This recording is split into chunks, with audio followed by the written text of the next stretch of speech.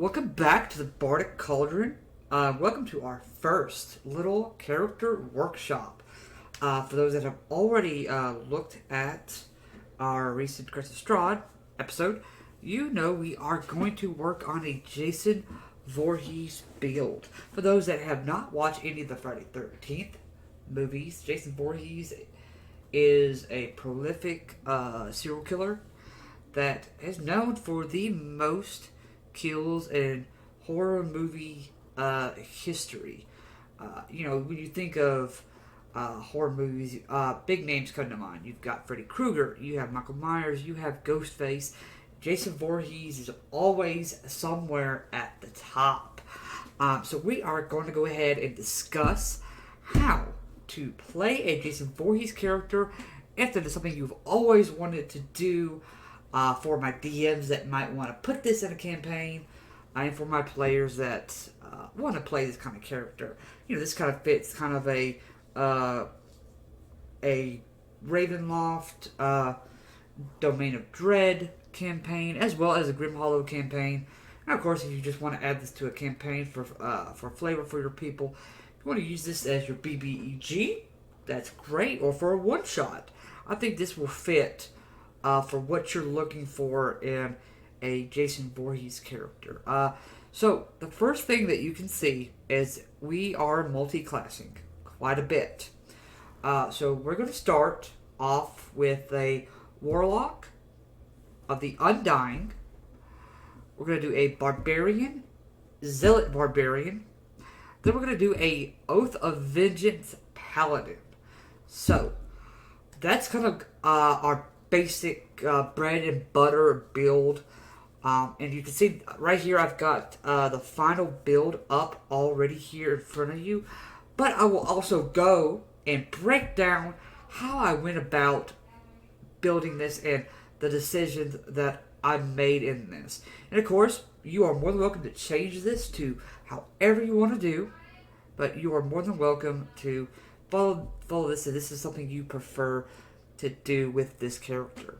So, without further ado, let's jump in and take a deeper look at what I'm doing here. Alright, so we're going to pick up here with, obviously you can see that I've named my character Jason Voorhees. This is kind of just, your generic naming concept. I've got everything. I'm not going to use any homebrew content. Now, generally if I make a character, I do allow Critical Role content because, Critical Role has already put out some stuff that is become official with the Wizards of the Coast, but I'm not going to touch that for the time being. I've turned off multi-class requirements because, for whatever reason, when I was making this character, the multi-class requirements were a little strange. They weren't correct. So, at least today, the day before they were fine. Today, they're just, I don't know, might be a glitch in D&D Beyond system. But we're going to go ahead and start off with our race. So I'm going to come down here, and we're going to click on lineages. And we're going to choose our reborn lineage that comes from the Van Richten's Guide of Ravenloft. So I picked this because Jason Voorhees is born again. He's undead in every shape, form, and fashion. He's always coming back. He's always, no matter at the end of every movie, he is never truly quite done. So that's really why I chose this. So when you pick this, you're going to get to pick between two of any ability score of 1 on 3 of ability scores. You get Lost Memories, if you want to do that. Reborn Origins. Of course, you can pick a Domain of Dread. You're typically considered a humanoid. Or to pick Medium, Walking Speed, Ancestral Legacy, and Deathless Nature. These are the things that I think fit Jason perfectly. You have advantage on saving throws against disease and being poisoned and resistance to poison damage. You have advantage on death saving throws. You don't need to eat, drink, or breathe. You don't need to sleep, and magic cannot put you to sleep.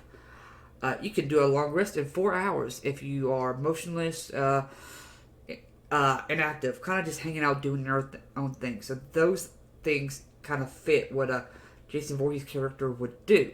And of course, you've got knowledge from the past, things that you remember. For Jason, it's always about what happened to his mother in the movies. Spoilers for those that haven't seen any of the movies, but guess what? You've had time to watch them, so that's all I can tell you about that. So we're going to go ahead and start with our reborn character here. And we're going to start with our starting class. We're going to start Warlock. That might be a strange first pick, but that's what we're going to do.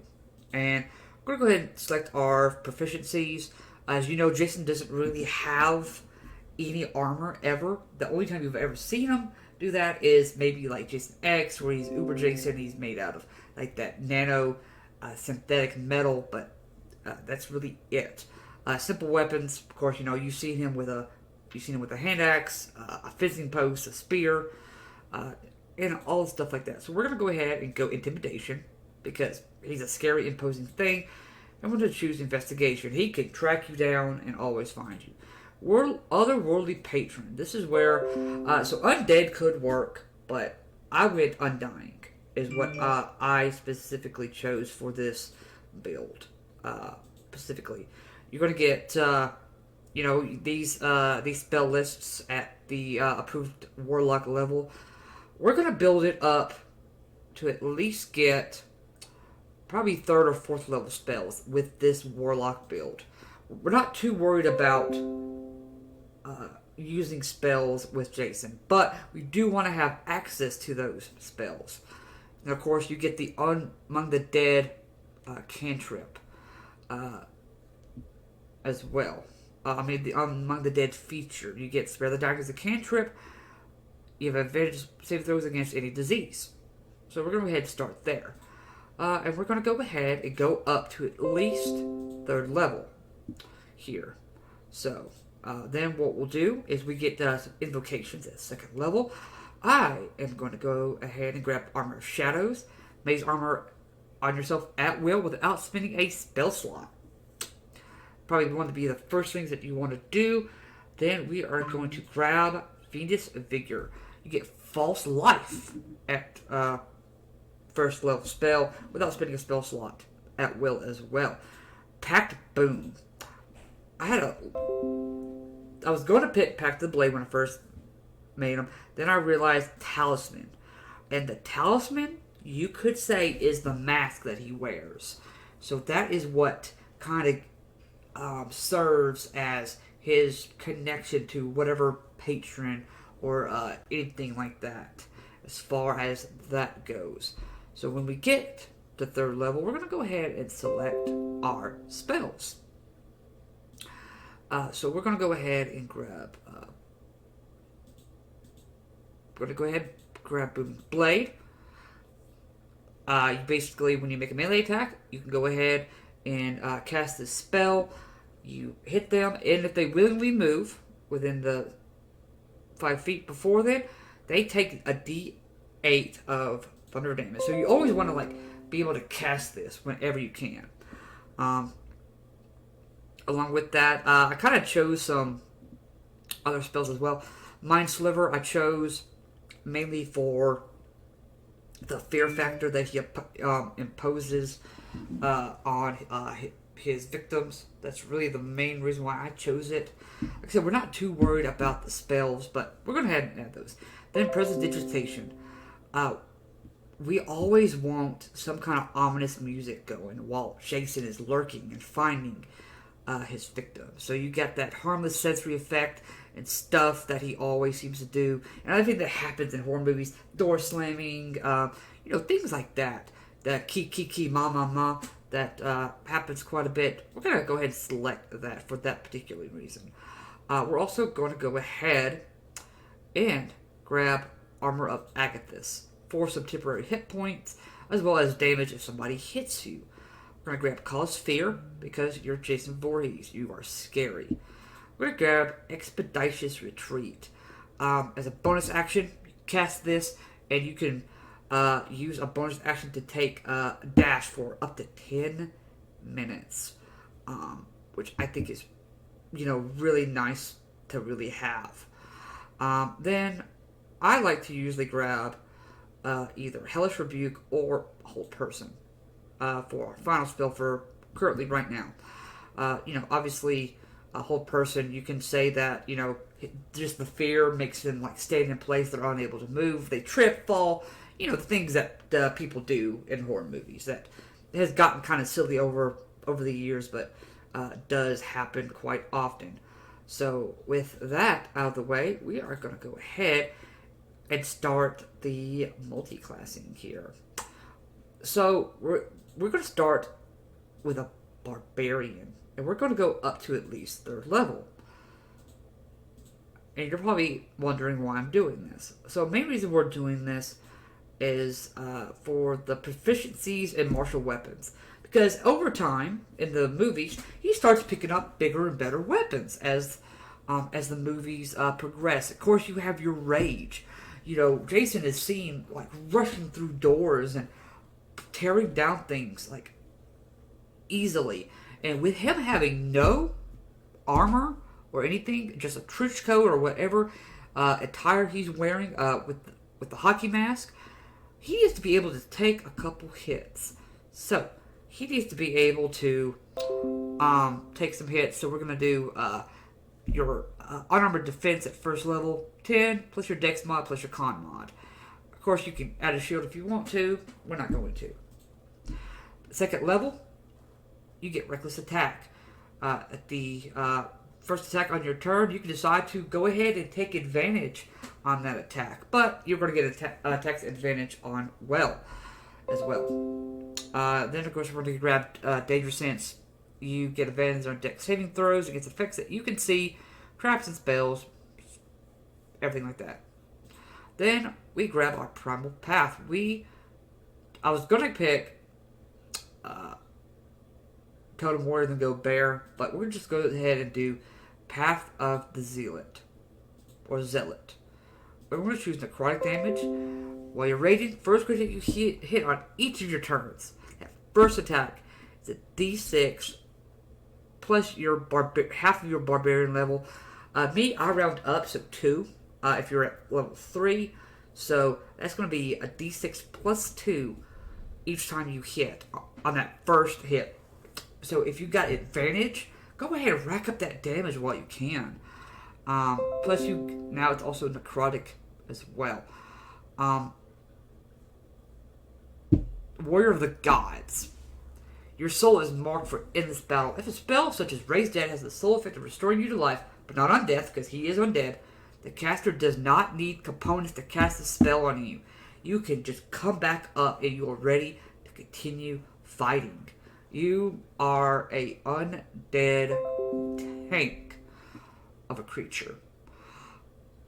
And so, last but not least, we are going to go ahead and grab our Paladin class. We're going to go up to 3rd level at least. And then we're going to grab it for the Divine Sense. You can find Celestial Fiends or Undead. But not the for the identity, though. You do get Lay on Hands. You probably use it on yourself more than anything to keep you going. We're going to click a fighting style. I went ahead and chose Great Weapon Fighting. So you can reroll with damage with a weapon that you do with 2 hands. Because most of the time he's probably going to be using a bigger weapon. And of course you get spellcasting. You get your Divine Smite, so you can rack up that damage. You get Divine Health. So you are immune to disease. You're undead. That should happen anyway. Then we're going to go ahead and do Oath of Vengeance. You are trying to get revenge for a group of counselors or whatever killing your mother. So because of that, that's the path and the oath that you chose. The channel divinity that you get for this. You can present your symbol to somebody within 60 feet of you. They are going to be frightened of you for 1 minute until they take damage. While they are frightened, the creature's speed is 0. You cannot benefit any bonus to the speed. Then, as a bonus action, when you use that, you can gain advantage on attack rolls. So you get advantage without having to use reckless attack. So that is a neat little thing that you can use as well. So you always are getting advantage on attack rolls, or you get advantage quite often. Um, the spells that we're going to grab, you already get some spells here. Bane is a good one to have in Hunter's Mark. You're going to go ahead and try to have Hunter's Mark up as often as you can. If you want to use your spell slots, do an extra d6 of damage to a target. And you have windage on perception and survival checks made to find it. A really neat little thing to have there. So, this is kind of the base, what we have. So right now we're at level 9 currently. However you want to build after that is completely up to you, but this is kind of like our bread and butter base. Then we're going to add whatever flavor we're going to do. For me, I went ahead and went 6 Warlock and 11 Paladin. So, with the increase up to level 6, we're going to grab some Invocations. We get a level 5 option. I went ahead and chose... I have to remember what I chose here. Give me...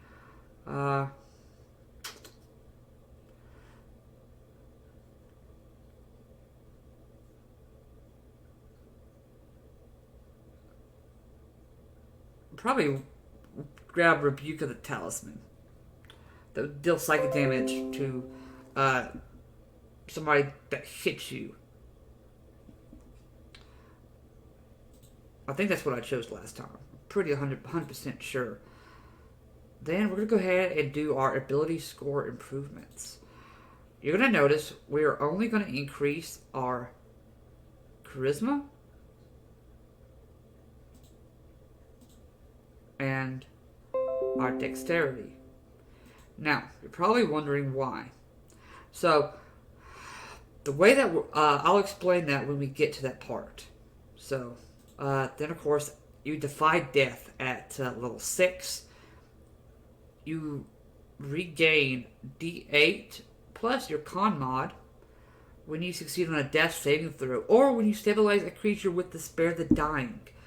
Once you use this feature, you can't do it again until you get a long rest. But if you happen to fall in combat, you get back up and bam, D8 plus your con mod, and go ahead and start maybe perhaps doing another rage with your Barbarian. We're going to leave Barbarian alone. Like I said, you can do that however you choose, but this is how I chose to build my Jason. You can do it however you want. Again, I'm going to come back down. We're going to do ability score improvement. I'm going to do charisma. And this time I'm going to do con. Then we're going to grab charisma. Then we're going to grab con again. So, if you come back to your oath spells, since we are up to a level 11, we get Hold Person, Misty Step, Haste, and Protection from Energy for some oath spells that are going to be automatically prepared. 5th level, we get extra attack. You can attack twice now per turn, or protection. When you or a friendly creature within 10 feet must make a saving throw, they get a bonus equal to your charisma modifier. So go ahead and give them that little bit of bonus for that. Relentless Avenger. You hit a creature with an opportunity attack, you can move up to half your speed after the attack as part of the same reaction. You are relentless. You are going to track down and kill all those cancers for what they did to your mother. Or of courage, you and friendly creatures cannot be frightened while you are conscious. That is great to have. Then, of course, level 11, you get your improved Divine Smite. So you get an extra D8 of radiant damage. So you're hitting with radiant damage and necrotic damage when you are raging.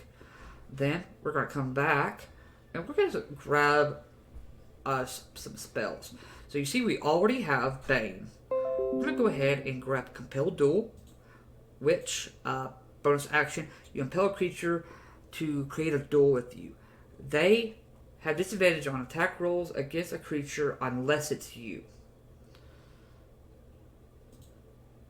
Then we're going to go ahead and grab ourselves. We already got Hunter's Mark. We're going to grab Wrathful Smite. This is going to deal some psychic damage. Not many things are immune to psychic damage, so go ahead and grab that. We're going to go ahead and grab Branding Smite as well. We already have Hold Person. We don't need it. Already have Misty Step. I'm going to go ahead and grab Aura of Vitality. Someone around you, one creature, as a bonus action, regains 2d6 hit points. Of course, you cannot do these while you're raging, so just remember that. And then I'm going to grab a Blinding Smite. Now, you can choose, as you're a paladin, you can change that however you want. I believe it's a long rest for paladins. So that's what you get for that. So we're going to come over to our ability scores. We're going to go ahead and do 2 scores. We're going to do 1 by 2 and 1 by 1. So we are going to go ahead and do our Constitution score. This is the one that's going to go by 2. So Charisma by 1. And Charisma is going to go up. Our Constitution is going to go up by 2. Now, we're going to use Standard Array to make this character. So, first thing. Alright, so now that we're back at our ability scores, we're going to go ahead and give him a base intelligence of 8. Doesn't really need it. I'm going to give him a 12 in wisdom. He has come back to life several times. He knows a couple things. We're going to give him a 10 in charisma. Now you see it's a 14 now because of the increases in charisma that we did. And you will notice that we're only going to give him a 13. Now you're wondering, why is there a 19 there? You'll see why here in a second. We're going to go ahead and give him a 14 in dex. You see that it's a 17 because of those increases. And we're going to go ahead and do a 15 in strength. So this is kind of the build that we're kind of going for. You see that we already have selected our background. We chose Haunted one. Skill proficiencies. We did Survival and Arcana. Languages we chose Infernal and Uncommon. And he has one language from his lineage as Abyssal. Heart of Darkness feature. If it's something you ever use. Equipment. You notice we went ahead and added Amulet of Health, which goes ahead and makes your kind of 19. If you are able to get that as soon as possible, it's great. If you can't, grab Bracers of Defense first. Then you grab the Amulet of Health. Then we're going to grab Longsword of Life Stealing. These 3 do require attunement. And of course, if you want other weapons and stuff like that, you can add those however you want. But when you roll a 20 on the attack roll, you do an extra 10 necrotic damage if the creature is not a construct or undead. Most of the time, it's not going to be. So you're going to be getting 10 temporary hit points and 10 necrotic damage on that target every time you hit a crit. You'd see we went ahead and chose Dagger, get our basic starting equipment. We're not going to use the leather armor, so we're probably going to sell that as soon as we can. We're going to grab a spear, starting out for the first time. And we're going to go ahead and show you our final build for Jason. We have a 19 armor class.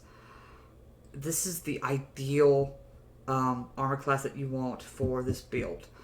If you're able to get the Amulet of Health as soon as possible, go ahead and grab that. But you're only able to get this because of the Dex and Con increases.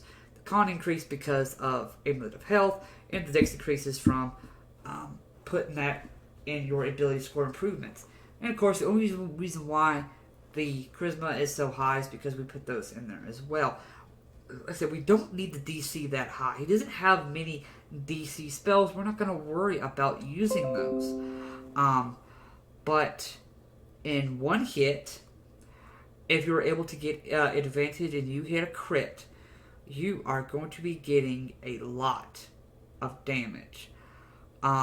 So look here. You've got a D8 plus 2 damage. If you get a crit, you go ahead and add 10 onto that.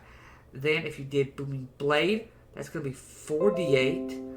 Then go ahead and throw a Smite on there. Go ahead and rack up that damage if you want to. Then, of course, the first time you hit, you also get to add some damage from being a Zealot Barbarian. It might be a minimum of 2. Then, of course, since you got improved critical, you add another d8 to your damage. That's a lot of damage that you are racking up. Then, of course, you're able to stay in the fray. Armor of Agathis, you've got that. And you notice that you can at least use it up to 3rd level. That's 15 temporary hit points that you're able to add onto there. Then, of course, you've got all these smite spells that you're able to do. You've got haste that is able, as long as you're not raging, you're able to keep continuing moving forward. And of course, while you're raging, you've got resistance to your basic damage.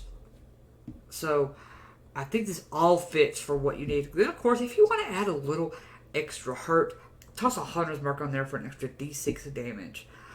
You can really just mess things up with this kind of build that we have here. Like I said, you are more than welcome to build this however you think is best.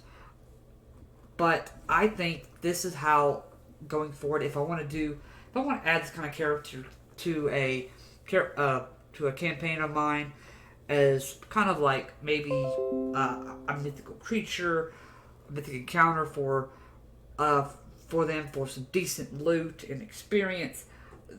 This is probably more than what I'm going to be using. Of course, this fits in a Ravenloft campaign, Grim Hollow campaign, really any campaign that you really want. But I think this is really what Jason Voorhees really embodies, as far as if you're doing him in Dungeons and Dragons.